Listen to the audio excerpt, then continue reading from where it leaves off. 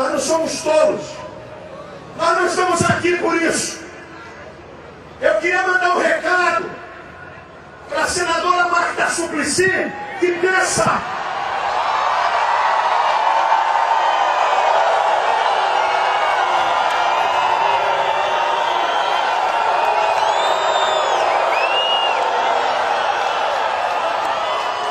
A senadora pensa que crente é otário.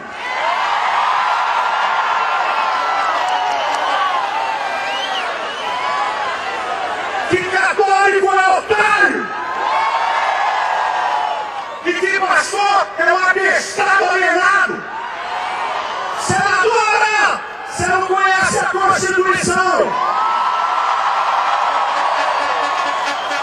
Eu vou fazer uma emendazinha para quebrar o galho dos pastores, os pastores poderem pregar na igreja quando o homossexualismo. Segura agora aí, senador.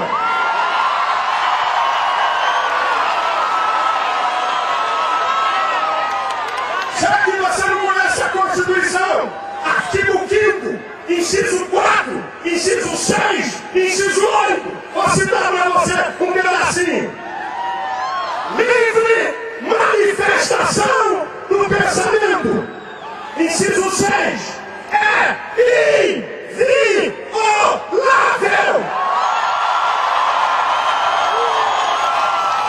A liberdade de consciência e de crença. Inciso 8,